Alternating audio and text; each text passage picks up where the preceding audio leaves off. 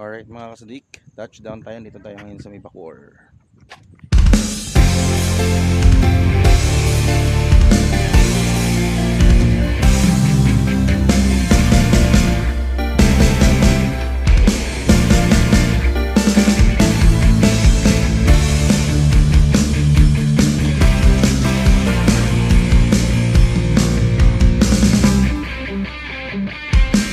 All set, dalawang multistrada. Ayan mga kasadik, and boxes. Ako mga kasadik, mukha yatang madidelay yung pagpunta natin ng Buangay May nadisgrasya rito Nako. Ayan no. Dahan-dahan. Delikado. Dito. Diretso. Diretso.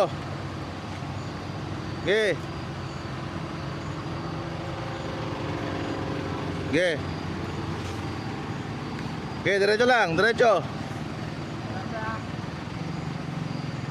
Yan, diretso. Ayos, buti mga kasadik, nakadiretso tayo. Diretso ang biyahe. So ayun sadik, may nakita tayo rito isang biker. Napakahusay nito. Siguro vlogger din siguro to. Mga kasadik, ayun Isabela to Tacloban si sir Lakas magbike ni sir Mga kasadik, pupunta sa Isabela to Tacloban. Ayan. Bossing! Ingat!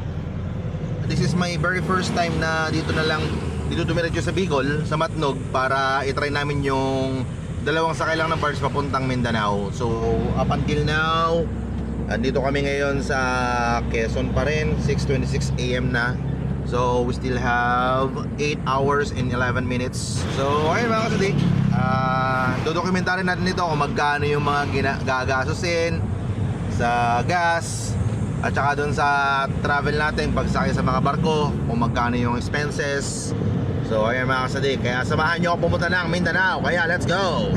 Basta mga buddy. Alright, so check natin ngayon mga kasadik ang status ng ating mga bike. Dahil we need to make it sure na ang mga tali ay naka-tie daw pa rin, mahigpit pa rin. Kasi once na mag-wiggle yung mga motor na yan, mga bike natin, mga tali, then magkaka-cause ng problem. So let me check. Alright, may pet. Ito medyo maluwag ng konti. Okay, like this one, hindi siya nagwi-wiggle kahit anong wiggle mo. Yan, it means to say, hindi siya, walang problema sa kanya. Ayan ang ating Tino ngayon mga kasadik. Dadalhin natin ng Zamboanga. Yan mga kasadik. Ayan, so ayan mga kasadik, pagas muna tayo. Ayan, first gas from Manila dito ngayon sa Naga. Ate, anong lugar na to ate? Pamplona po. Pamplona? Pamplona, Bicol? Bicol. Ayun, Pamplona, Bicol, Kamsur. Ayan, pagas tayo dahil 4 bar na lang natira. So kailangan natin mag full tank para pagsakay ng barko, okay na lahat, all in na lahat. Wow. So dito, ganda ng mga Mount Mayon dito lang meron mo yung Mount Mayon. Ayan mga kasadik, Mount Mayon. So yan mga kasadik, kailangan natin munang maligo muna dahil sa haba ng biyahe.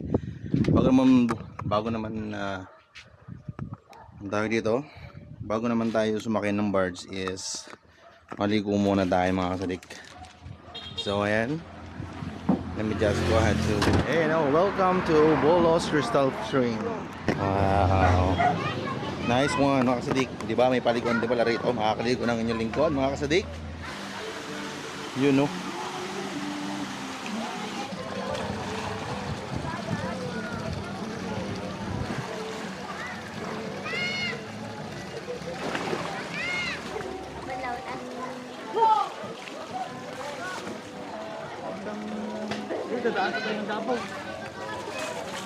So yun mga kasadik, well done. Yan, nakaligo na ang inyong lingkod mga kasadik. Wow, sarap maligo dito Crystal clear mga kasadik. So galing daw to sa may taas na yun, doon sa may part na yun. So yun mga kasadik, tayo ay may kukunin papel dito ngayon. Ewan kung ano, bago tayo pumasok ng pier. So ayun, doon tayo pupunta. Di ba may nakapila dito ngayon mga kasadik. Nadali lang natin ORCR ng motor ay ng sasakyan. Tapos purusin na tayo ulit, travel ulit tayo mga kasadik. Yeah, boom, let's go. Step 1, may mga step dito. Park your vehicle at the designated parking space inside the pool lanes. Ano pa? Ano pa kailangan? Lisensya. Lisensya. Kailangan ng lisensya. Ay mga kasadik, kailangan natin i-present dito yung ORCR and then yung lisensya. Sir, paano ba yung dito? Yung dalawang sakayan lang, papuntang Mindanao. Saka yung bababa. Nag-aalin kayo, tapos pagpunta niyang alin, bailan tulis kayo papuntang Liloan. Alin tas Liluan. to Surigao. Surigao. Okay. Dick, let us proceed now. Ito, may binigay. Kaya punta tayo ngayon ng Station 1, Window 1 para sa payment. So, dire-diretso na tayo papuntang barko. So, ayan. Tawagin na natin si Bike Hauler Pro. Ayun, si Bike Hauler Pro nakapila. Woodbo. Let's go to the moon. 3 kilometers away. Stay easy on 1. Okay na? Tala. 3 kilometers away, Station 1. Alright, we'll be right back. Boom, boom. 1860.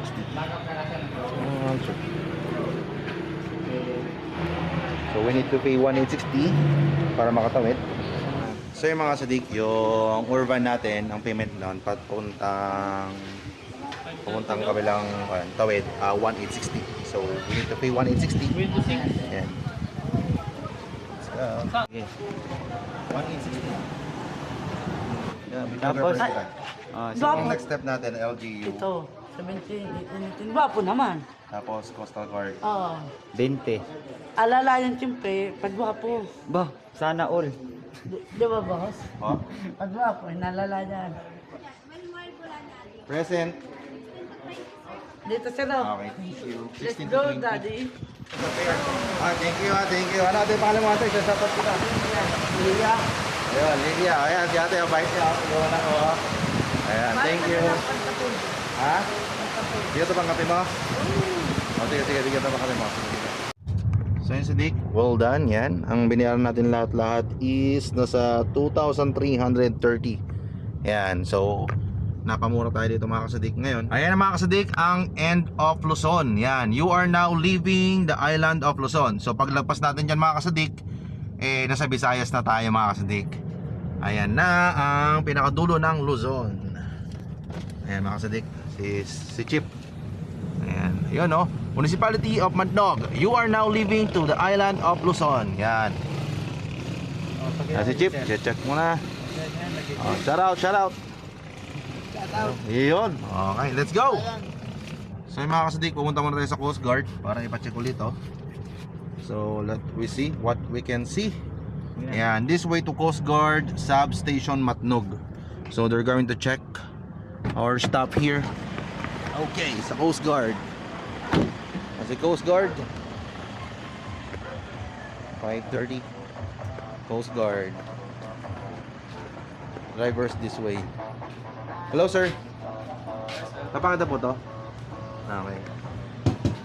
Ayan, kailangan nilang i-stamp ng Coast Guard to. Tapos diretso na tayo. Diretso na kami sir, nasa barko na. Okay, thank you. Ayan mga kasadik, Philippine Coast Guard. So after nyan, let's go na sa barko. Ayan mga kasadik, dyan tayo sasakay sa Santa Clara Shipping Corporation. Ayan. So yan yan mga kasadik, we're still here. Ayan, hinahantay pa natin magpasakay ng mga sasakyan tong barko na to. Si Santa Clara. Ayan. So, hoping na masakay kami dito sa may first trip na barko na to. And then,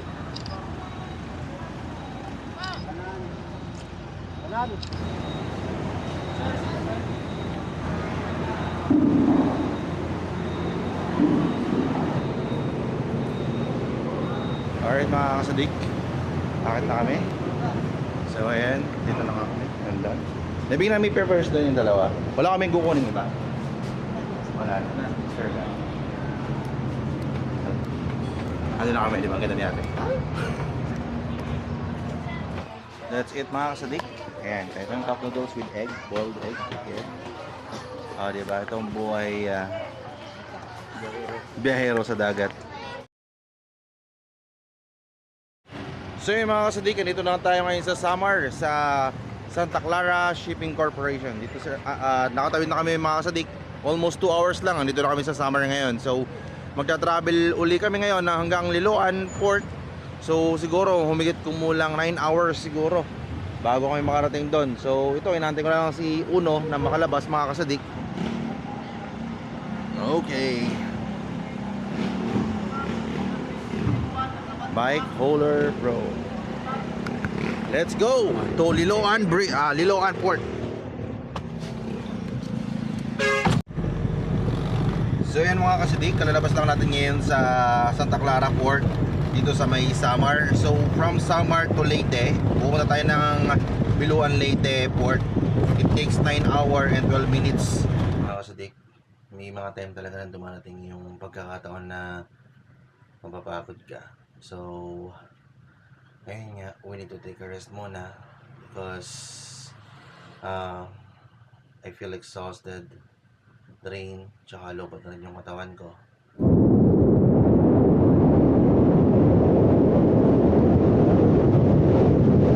Kasi kaya ng San Juanico Bridge, yan no? Adaan na rin tayo rito. Oo nga no? Haba no, tapos palikod-liko pa no? Meron naman dito mga kasidik, andito tayo ngayon sa Eastern Visayas ng Pilipinas. Welcome to Tacloban. So yun mga kasidik, napansin namin medyo gumagalaw-galaw na yung isang motor. Yung sabi gawin dulo na yon. So kailangan nating higpitan. So syempre, we always make it sure na okay yung mga motor natin. Syempre, we value our customer. We value our client. Dahil ang pangalan ng hauler natin is Bike Hauler Pro. Dapat being a pro, diba mga kasadik? For being a pro, dapat lagi mo dapat isipin yung safety ng motor. Nahipit mo na to? Oo. So yun yung mga kasadik, andito na tayo ngayon sa Leyte. Yes, this is the third time na magpapapultang ulit tayo ng sagad mga kasadik. Dahil since andito pa lang tayo sa Leyte, isang sakay pa ng barko bago tayo makapunta ng Mindanao. Good morning, good morning, good morning, good morning mga kasadik. This is day 2 na travel namin going to Mindanao, Zamboanga, Ducati. Andito na tayo ngayon sa Liloan Port mga kasadik. At ngayon, nasasakay natin ng Montenegro. Pero bago muna yan, punta muna tayo dito sa Milog na to para magbayad ulit tayo ng PPE daw. Tsaka, ano yan? Terminal, basta yun. Terminal fee tsaka PPE. Anday po. Toll fee. Magkano po? Dalawa lang po kami. 90 lahat, 90 po lahat. 90. Ngayon mga kasadik, sa Montenegro tayo sasakay. Ayan, nagpaasikaso tayo ng kanya yon, ng ticket natin, which is ang binayaran ko ngayon dito is 3,200 sa fare. Tapos sa ako naman sa pasahero is 370. So ang total niya is 3,570 mga kasadik. So punta ka tayong LGU ngayon, tsaka sa ako naman. Tara, let's go.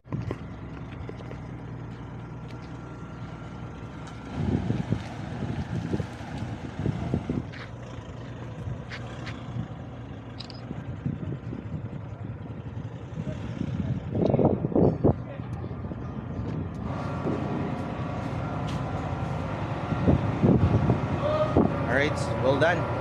Nakasakay na kami ngayon sa Montenegro mga kasadik. So punta na tayo sa may cabin para naman magpahinga. Dahil ilang oras din yung gugulin natin para mag-travel papuntang Mindanao. So this is the last part na sakay tayo ng Mindanao papunta Mindanao.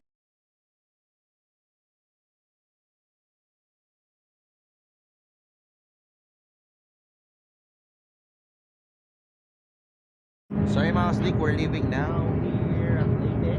Yeah. Pupunta na kami ngayon ng Mindanao sa Zamboanga mga kasadik.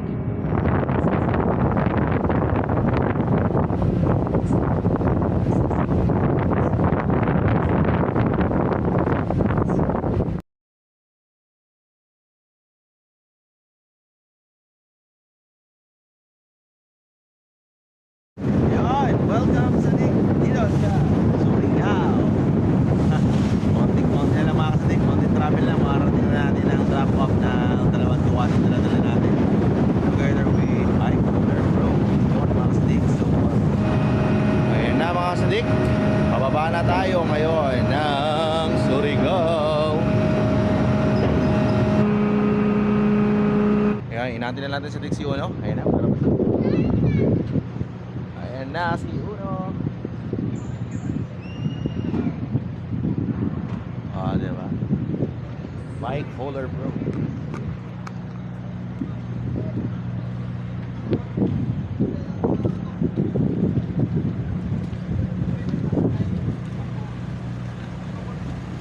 Let's go. Tara. Okay.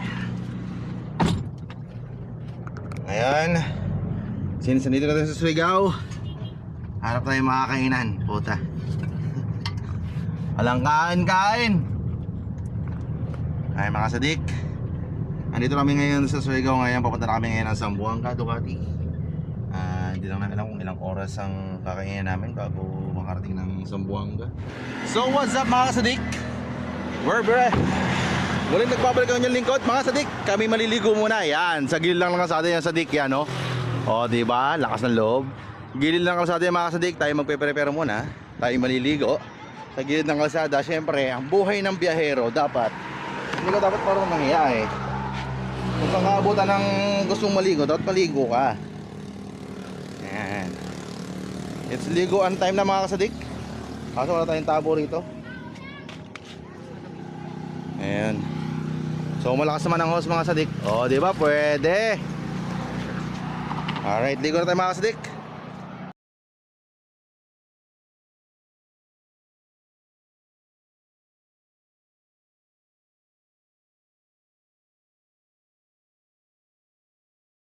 Alright mga kasadik, inabutan na tayo ng hapon. At andito tayo ngayon sa Surigao na. Kalalabas lang natin ng port ng Surigao mga kasadik. So ayun, nakaligo na rin kami para dire-diretso biyahe papuntang Zamboanga. So it takes 17 hours and 45 minutes. Kulang-kulang 18 hours papuntang Zamboanga, Ducati. So ngayon, nag-prepare muna kami, naligo muna kami para all night magbibiyahe kami. Sana maging okay ang biyahe namin dahil alam niyo naman, Mindanao, 'di ba? Delikado. So, ayun, sana maging okay ang biyahe namin hanggang sa makarating kami sa destination namin. So, we'll be right back na lang mga kasadik. I-update ko na lang kayo after ng travel namin, alright? So, bye-bye for now. Good morning mga kasadik. This is the third day namin na travel going to Zamboanga. So, dito na kami ngayon mga kasadik sa Zamboanga, Lanao del Norte mga kasadik.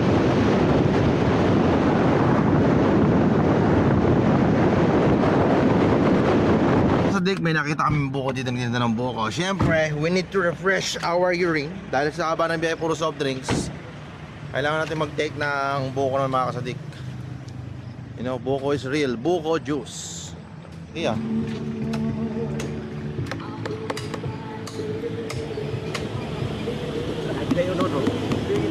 Wow, so refreshing.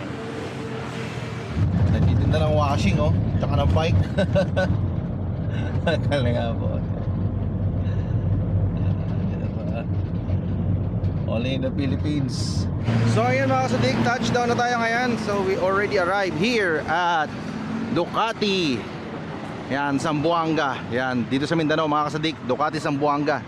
Dito natin idadrop tong dalawang motor na Ducati mga kasadik. Kaya let's go. Drop na tayo. Let's